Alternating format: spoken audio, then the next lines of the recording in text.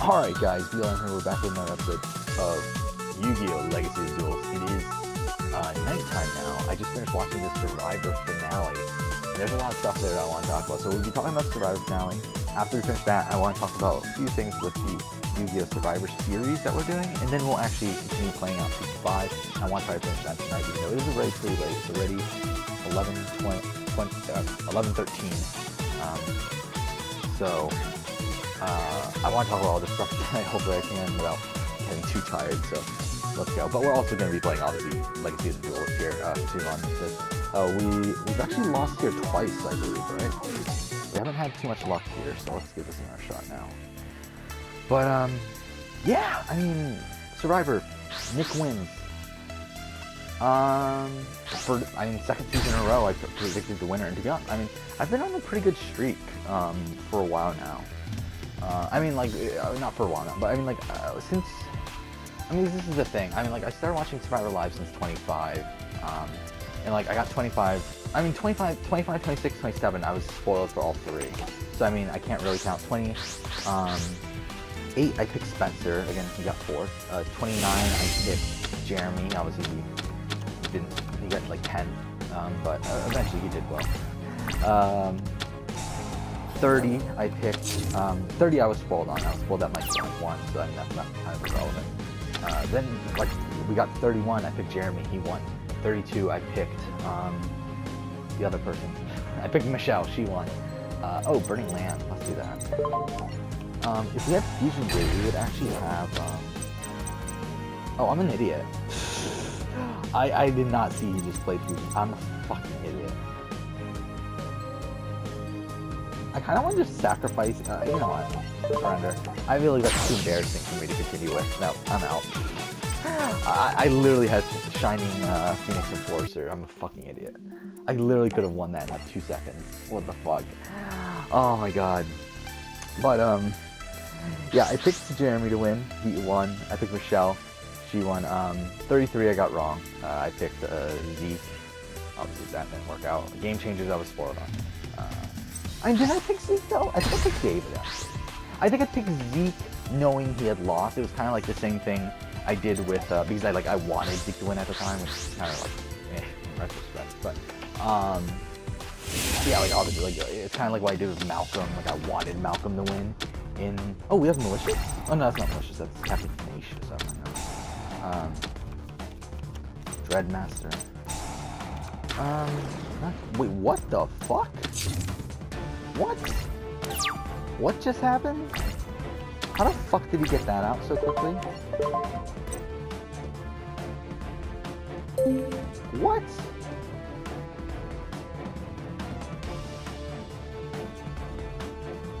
Okay. I think we're out. Fuck it.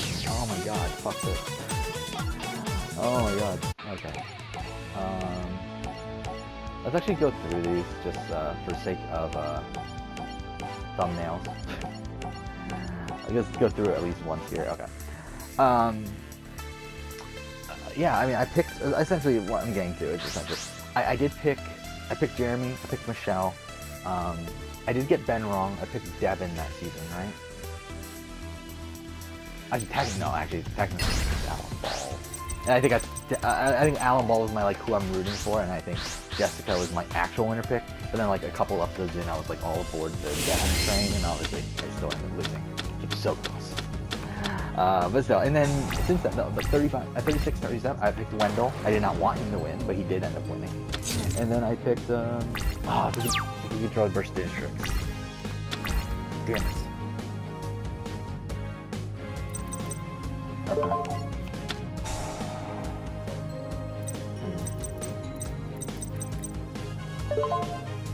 Well, okay. I think we have a plan. Oh no, we don't have Skyscraper. Oh no. Shit. I was thinking we had Skyscraper. That's so bad then.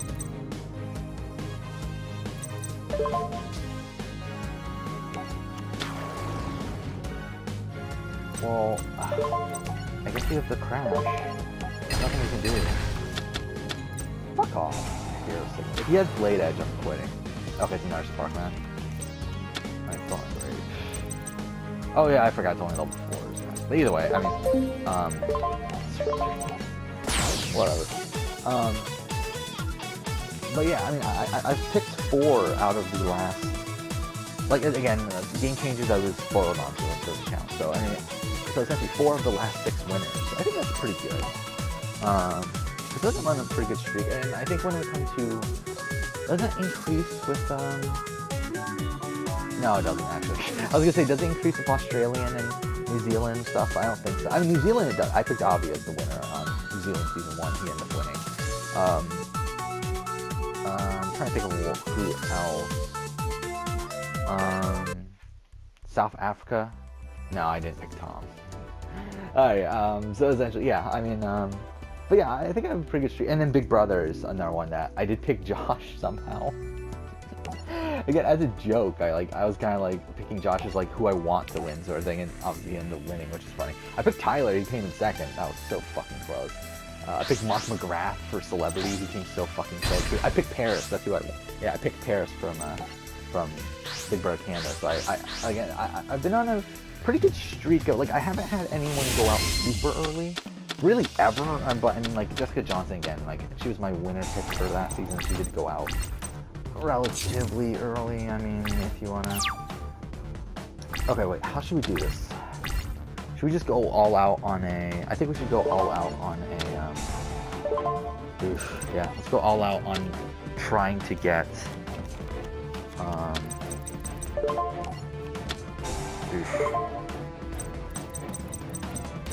Wait, why does he have Clayman? That's kind of pointless, isn't it? Okay, let's get Sparkman just in case things go wrong, and just hope we draw an Avion here from Graceful Charity. Avion. Damn it. Ah. And there goes there goes my dreams. I fucking love that. That's a Rupert thing. Alright, whatever. When an attack position Destiny Hero monster you control is targeted for attack, target it. Change it to defense position and equip this card. The equipped monster cannot be destroyed in battle.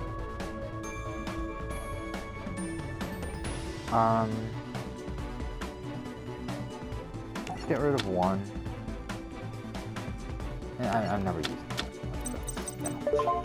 Fusion Sage, why not? Just in case. And also it cleans out the deck. Let's use D-Shield.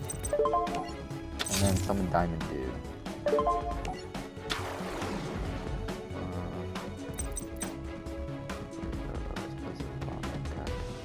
During the main phase of your next turn, you can activate the spell card. Why not? Again, thins out the deck. Terraforming, cool. Alright. So, yeah, I mean, I've had a decent streak of, like, either picking the winner, or coming really close. Like, again, Tyler, I was so one vote away. But again, I picked Josh, I picked Nicole, I picked Paris. I came so close to Mark McGrath. If only fucking Marissa didn't win that final immunity. If Ross or Mark McGrath would have won that final immunity, I would have gotten that right as well.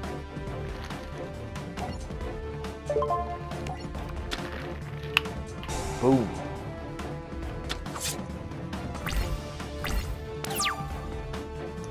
Avion. Damn. Oh, we might as well activate Terraforming. Or not. Again, thins out the deck. Let's activate, why not? If we do a Poly too. Again, might as well just spin out the deck. If it's Avion, I'm gonna be pissed though. I don't care, Dreadmaster goes to the bottom.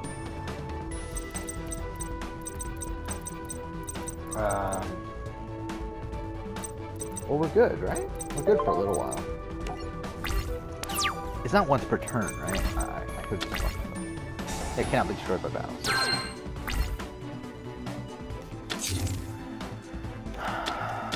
Okay. So, fuck that again. I'm just talking about it too long. I haven't even gotten to the meat and bones yet. But, yeah, I've been pretty good at predicting winners. But either way, going to this season, I really thought Mike was gonna win. Oh my god, I didn't even notice that. Okay. I really thought Mike was gonna win going into the finale, if I'm being honest. Going into the finale, I was thinking, I think Mike has this. Exactly, and we've been getting a lot of talk about how Mike is such a a good social player, and through that I was really thinking that activate fusion tape, that Mike ends up beating Nick at the end, because again we knew Nick, Angelina, and Mike were the final three. We've known that for a while now. I mean, since for like a couple weeks. So I mean that's been obvious. But I was thinking Mike might actually beat him at this point. I've been thinking all season that Nick is the winner. Not even through just the spoilers, but I thought just through the edit it was also pretty clear that that was the case. And then I think now we'll use Polly. Because again, the benefit of Polly is that these go to the graveyard, which is helpful for this card, for Shining Phoenix Enforcer, where yeah. So if we have a Miracle Fusion, also this allows us to use that too. So can this go to attack? It can, right? And it still can't be destroyed by battle, I believe. And just to guarantee that he doesn't end up using Fusion Gate, we use that. Now let's do this. Thin out the deck. Okay, I don't care. And then let's go.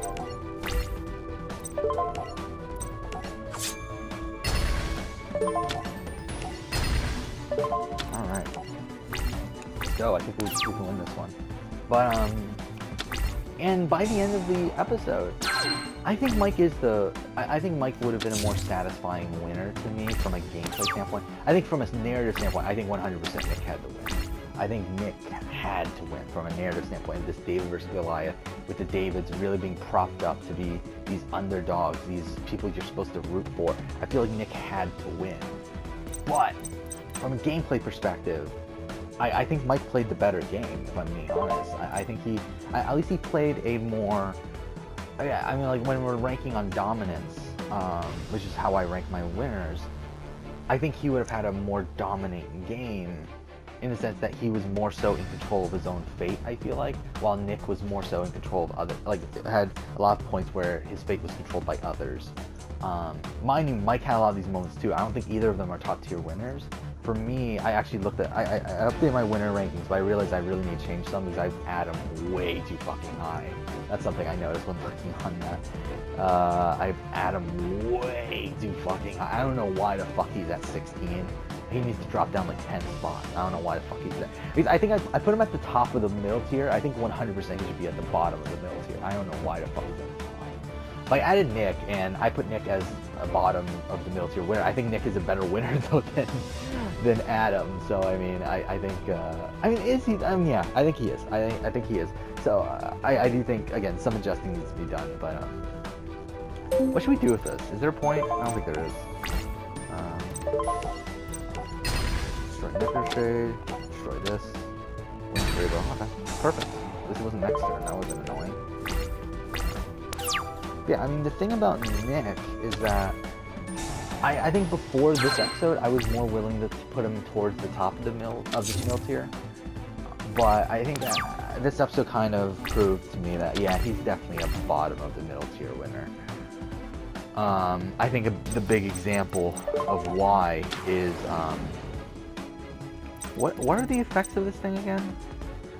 When there are 4 more, you do not take any battle damage. When this card with 4 more counters is destroyed. Which we kind of fucked over already, didn't we? Yeah, because we have both of them in the graveyard, so we fucked that up already.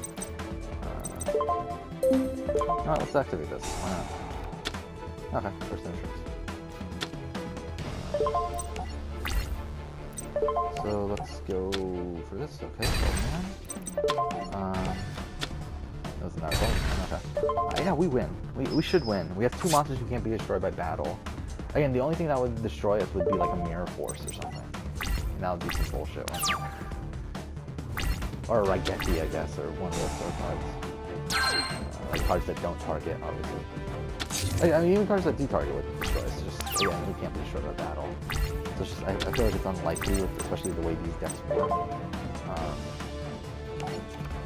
Summon that. Let's use D-Shield. Why not?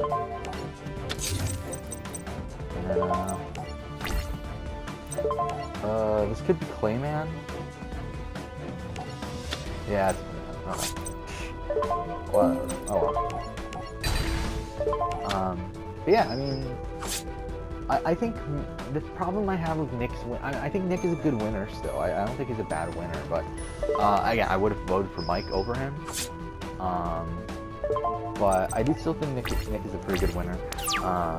The problem I have with Nick's win, I think he played. I think John Hennigan played this very well in his when he was talking to Nick at the final Travel Cup, where I think he played a very strong early game, but I think he really like screwed the pooch at the end. I mean, the fact that he gets blindsided. The thing is, he gets blindsided at the Carl vote, which again isn't great.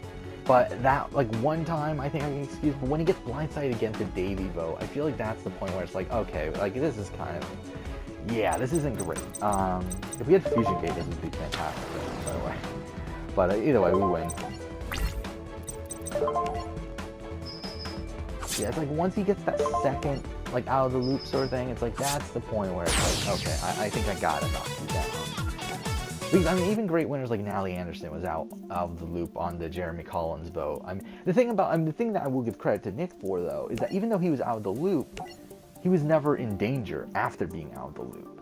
Or at least he wasn't in immediate danger after being out of the loop. Because the thing about the Dave, and again, this is another thing that I have a problem with, is that, I mean, that I normally would have had a problem with, is that he won 3 immunities in a row at the end of the game, which again, usually you would think, okay, that means that this person needed immunities, they had an immunity streak, that's terrible, which again would have placed him lower on my list.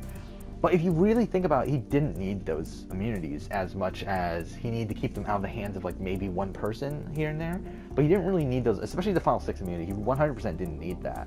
Davey or Yara Allison were going home no matter what in that position. The only reason Davey went home is because Mike, I think Davey goes home in every situation at that point, because Mike White was the one controlling that vote, and he had a better relationship with Nick.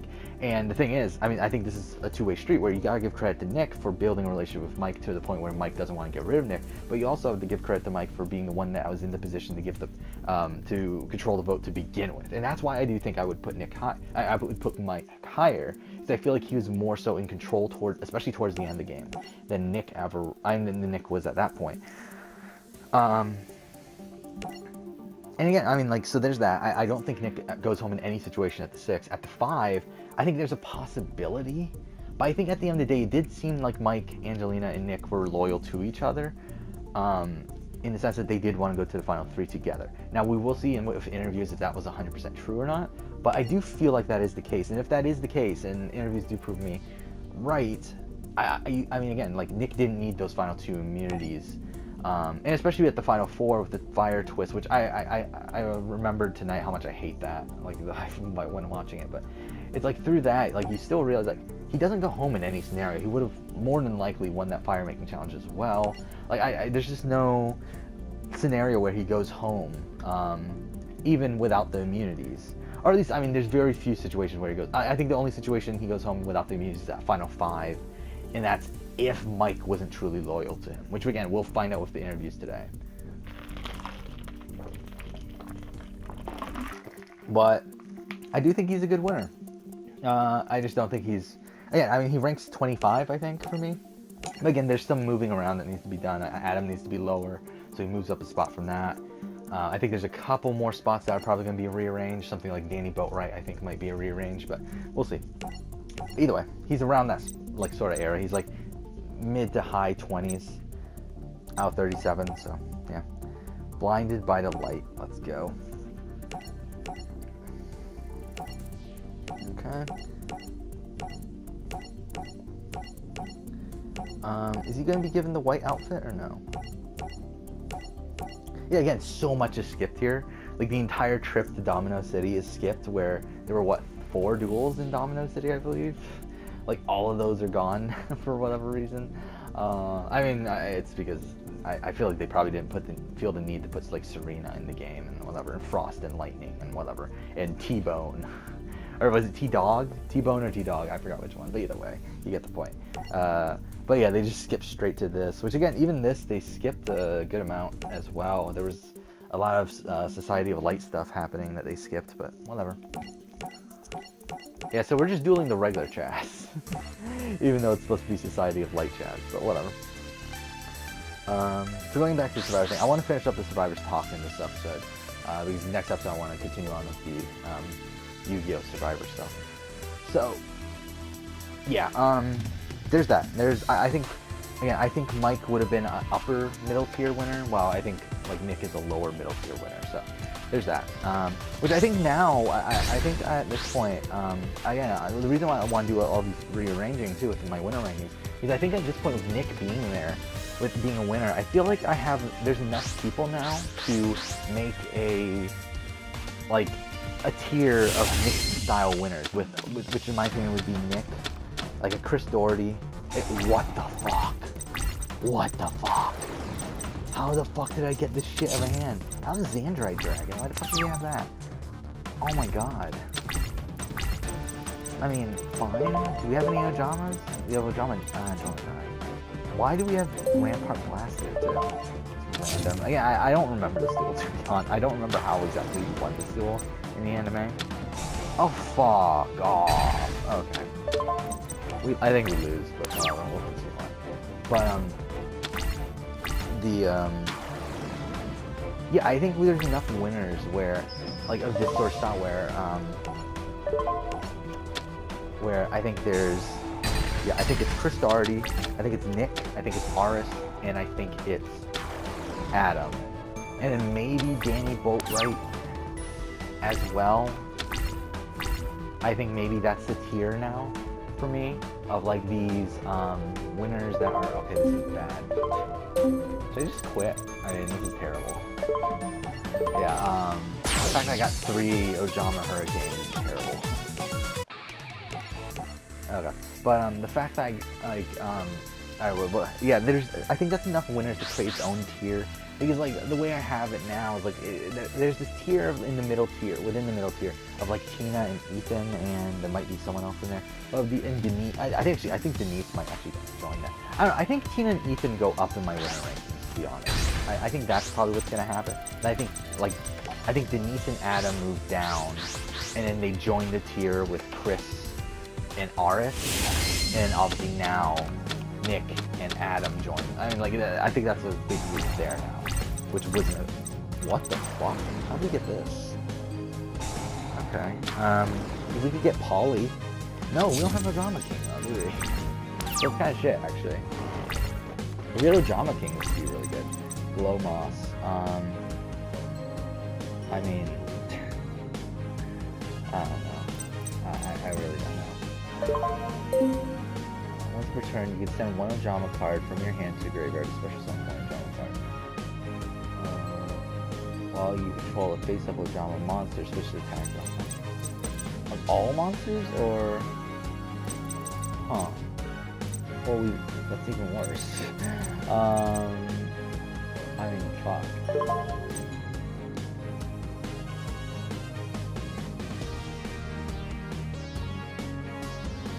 Bad too. I don't know. I know this card was meta for a little while. I don't remember what for. I remember a while ago this card was actually meta with Little Moss.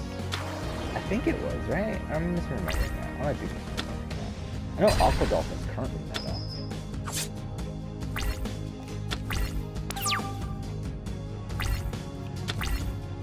Oof. Okay, we're good.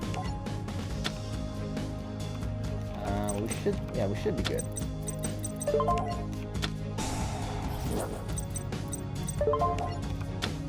only need 2 of them, right? For this?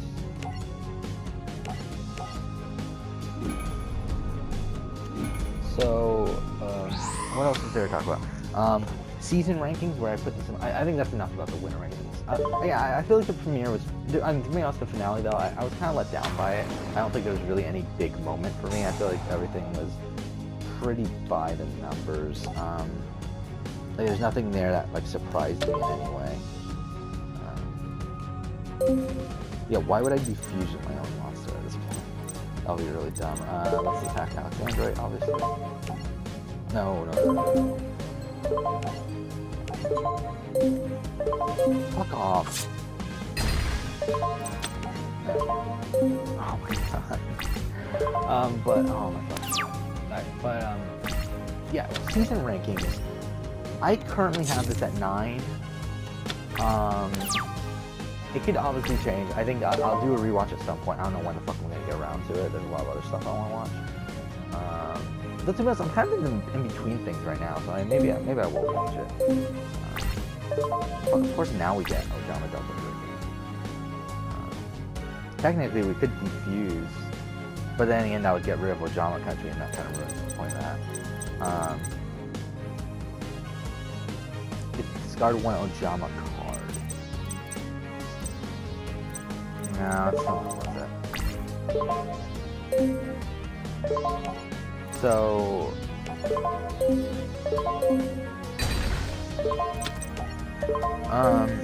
yeah, I mean, there's that. I have it at 9. I put in my statistical, like I have a chart, like a massive fucking Excel spreadsheet where I calculate all these different percentages and average them up and everything, and that brings me to the total, to an average for every season, an average score, and based on that, David vs. Goliath is actually number 5 season of all time for me. But I think Raw, the way I'm actually thinking of like where I rank them, I think it's number 9. That's currently where I have it ranked. Ooh, perfect. Perfect card to draw. If only the diffusion thing went fucking play every time. These Clayman should be 2000 attack, right? Yeah.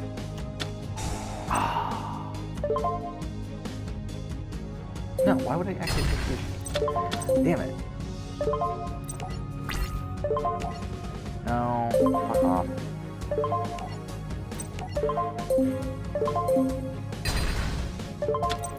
Damn it. We're so close to having Clayman there. But, yeah, I mean, it's ranked number 9. Pretty good season. I think it's... Oh, no!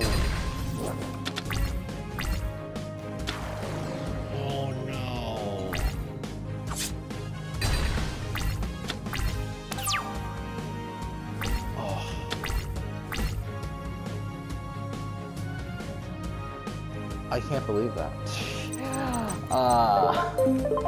They actually gave him MST? Like, what the fuck? Oh my god, it's so bad. What? Okay, he's just defending now? Okay, but that's annoying.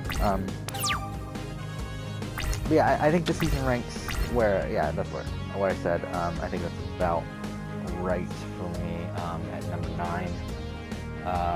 Like I put it above Samoa, put it above HHH, which I think is about right. I have Habits. Did I put it above China? I might have put it above China. And I think I put it above I think I put it around Blood vs. Water. I don't remember if I put it season 1, Blood vs. Water 1. I think I put it, yeah, I think I put it above Blood vs. Water 1, but right below San Juan del Sur. I think is where I have it. So yeah, I think it's 9. I think it's the new number 9, so yeah. But yeah, either way. Yeah, that's where it ranks right now. Again, I'll do a rewatch at some point. So yeah, I think that's it with Survivor stuff. I mean, with that Survivor stuff. We'll go to the Yu-Gi-Oh! Survivor stuff, which, yeah, I finished visibility chart for Season 2 of our Yu-Gi-Oh! Survivor series. I'm currently in the process of doing Season 3. I'll probably finish that up tomorrow. Hopefully get to Season 4 as well. We're in the middle of playing out Season 5 right now, so... But yeah, Season 2, not too interesting. Seto Kaiba had the most visibility, as projected. It started off with Gozaburo, then it went to Alistair, then it went down to Yuya, surprisingly. I was surprised that Yuya got as much as he did. Then it went to Alistair again, and then after Alistair's boot, it went to Seto Kaiba for the rest of the time. And, yeah, I mean, he ended with the highest average. Or highest aggregate and highest average. Oh yeah, speaking of this, I'm the real Survivor confessional count. Confession count. Yeah, Angelina actually ended up with the most confessionals at the end of the season, surprisingly. Because she was like way behind Nick, but she got a ridiculous amount. She got 17, right? I think. I have the spreadsheet. Yeah, here. Yeah, she got 17 confessionals in this last episode. Mike got 10, Nick got 9. And this made it so Angelina had one more than Nick, which is ridiculous. Again, according to the way the visibility charts are based off my confessional charts for Survivor. Nick still has the highest average.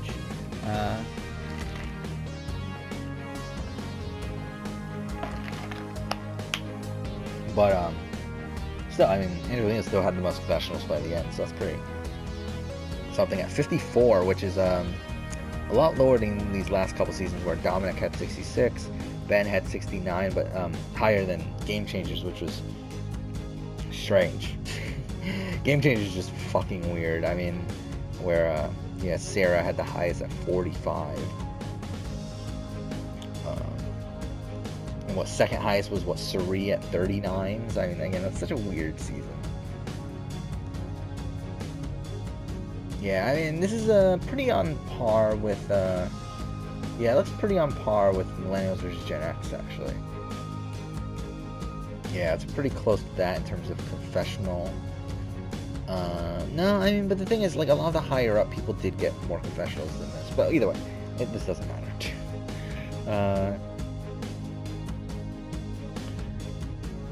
Yeah, Yu-Gi-Oh! Survivors, again, Seto Kaiba had the most confessionals.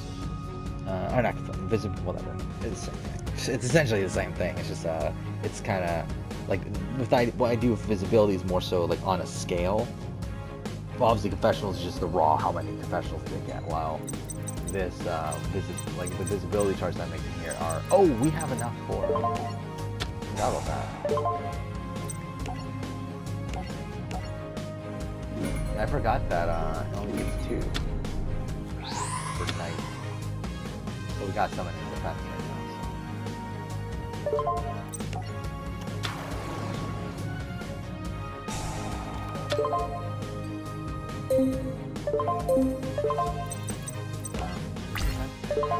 But, yeah, I mean, the people in the top half, of visibility were Dextra, who won't be on a... Wait, what? Are you serious? Really? I mean, what the fuck? We really have to win with Ojamas? Like, this is really a thing? Like, Ojamas in a couple fucking Elemental Heroes?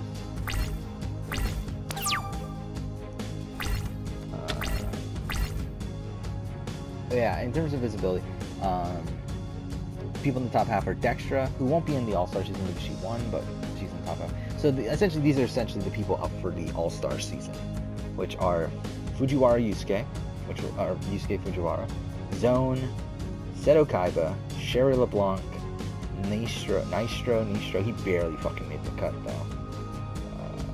Adrian Gecko, Bruno, Atticus Rhodes, which again barely made the cut, but whatever. Alistair, and then surprisingly Yuya. I didn't think Yuya would make the cut, but Yuya actually is the first in the Yu-Gi-Oh series so far, the first pre-merger to be in the top half of professional count. Or not, whatever, you get the point. Visibility, essentially. Which again, with all of PlayStation last time, with the PlayStation series, only 2 the entire time even made that cut, and I believe it was Zeus and Jeff Winnis. And I believe Assassin's Creed, a few more made it than that. I think with Assassin's Creed, it was actually probably more like 7 or 8 people. Yeah, Assassin's Creed, it was Cesare, Arno, Bart Roberts, Crawford Sterick, Leonardo da Vinci, Napoleon, Fiona, Ben Franklin, and Gerald Blanc. So there was actually a good amount of people there. But either way, with the PlayStation didn't happen too often, and at least we got Yuya here, so that's something. And at least we have a guaranteed Arc 5 person so far. I'm sure there'll be more in the future, but still, at least we have a guaranteed Arc 5 person. And yeah, and we have a guaranteed person from each season now, so that's good. So yeah, there's that. Yeah, again, I started the visibility chart for season 3. I'm through the first 5 boots, and yeah, I mean, none of the first 5 boots really had much visibility. I mean, Thunder had the highest at the time that he was booted, but still not that much. And then at the current standings, at 5 boots, Bandit Keith and Mina are tied for most visible. Then it's Joy Wheeler and Cyrus tied for second, or third, I guess, second. And then it's Blister, and then Yuma and Mai, and Valen all tied there. And then Tetsu, Trudge, Bolt, and Hasselberry tied. Roku, Frost, and Serena tied, and then at the very bottom is Gong. As of right now. But we'll see how it plays out at the end of the day. But yeah, I'm sure none of the pre-mergers so far are really going to even come close to making the top half of visibility. I think if any of them do, I think it's going to be Cyrus. Again, Cyrus is tied for 3rd right now. So, and he's the next boot. So, I mean, he has some potential to make the cut, but I don't know if it's going to happen. But either way, that's it for that. That's a lot of useless stuff. So, I mean, we'll continue off the Yu-Gi-Oh! Survivor Series probably in the next episode. Let's finish this duel, though. So, again, I don't think we're going to win this at this point. This is pretty bad.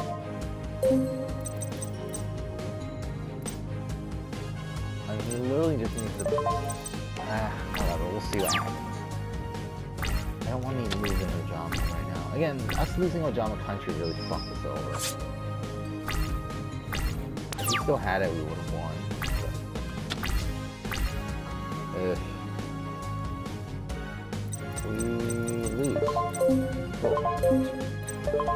Alright. Next episode we'll fucking continue on. And we'll go ahead and do King of the Survivor Series. So for now, I guess, thanks for watching.